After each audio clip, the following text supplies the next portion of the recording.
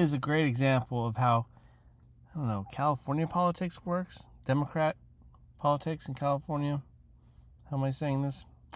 So here we have this vote. There was a vote tonight in the Senate to block sending weapons to Israel. And I believe this is for offensive weapons. The humanitarian crisis is unimaginable. It's the worst it's been. Even in the newspaper, like New York Times, you're seeing the starvation. Everyone's pretty sickened by it. I think even Trump has said stuff about it. And we should probably cut off sending weapons to this regime that's doing ethnic cleansing. To me, it's like it should be a very basic American value. Like if we don't deal with terrorists, we also don't deal with people who do ethnic cleansing. It should be just the policy, right? It's pretty cut and dry. It's pretty simple. Okay. But there were Democrats that voted against blocking the arms sale.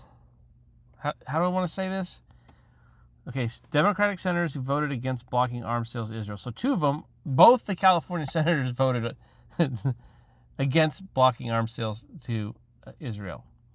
And that's like the weird silver lining in this is like, it really does show like the fuckery that goes on in California at like the ultimate levels of politics. There is a lot, just because Republicans usually like talk crap on Newsom and Pelosi, there's some truth there. Like there's a lot of shifty politics, right? And weird stuff that goes on that I think a lot of people don't realize this is happening. Like no one's paying attention to this vote tonight, right? Most people have no idea what's going on.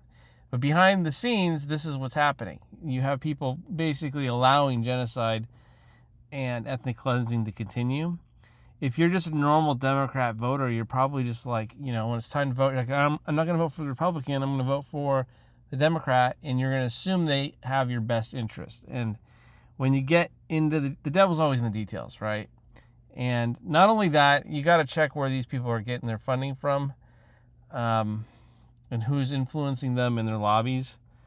So one of the funny things about Schiff too is I've never really been into that guy.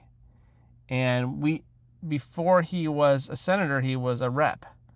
And from California, there was another rep, Katie Porter, and most people know about Katie Porter because she put in work. She was always out there with her whiteboard showing all the stupid things going on that she wanted to fix. And I don't know how effective she was at fixing things. And that's my fault because I didn't keep up with every little thing she did. But you could tell that she was really intelligent and she seemed to have everyone's best interest, right? They both ran for the Senate spot in California. And but Schiff won.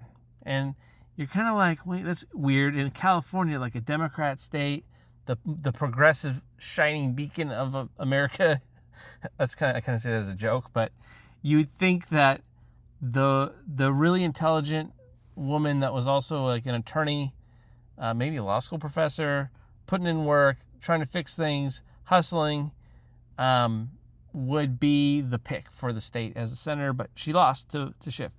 Now Schiff's claim to fame is Russiagate, and just talk about Russia all day long. And I think a lot of people just like that. They're like, yeah, he's fighting for us, or he's giving it to Trump, and that's enough to make him become senator. And what's really interesting is the countries we don't discuss that actually influence America, but that's for another video. So anyway, this is just a classic example of like California. You got to be careful in California who you vote for. And the thing is, you're not going to really have a choice. You're going to get like a couple choices to vote for.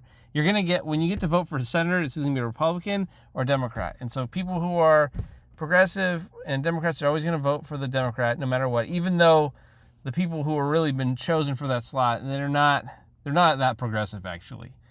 And the funny thing about Padilla is he was just sitting there like getting harassed and tackled for the immigrant stuff. But the next week he's voting to kill poor people of color, effectively, right? And so this is politics. This is classic politics, right? So yeah, I don't know. I wish we had ranked choice voting, or I wish that we had a better way to pick who we want to be like almost get to pick your senators for the election. Like who gets to pick who gets to run. Like choose your leaders first and then have a runoff in an election instead of like, here are your choices. Sorry, they suck. You know, pick the red pill or blue pill. That's kind of like what we have. Anyway, I want to say one more thing.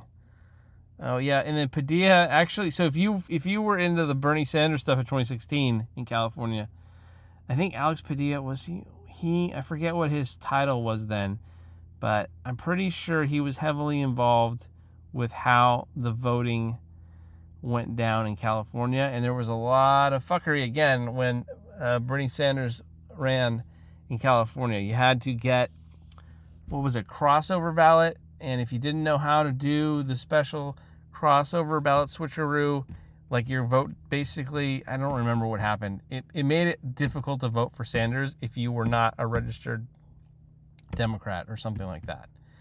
And basically, Bernie lost, even though he had these huge rallies in the state, and it was pretty weird and funky in retrospect. Like everyone I knew voted for him, but he didn't win in California.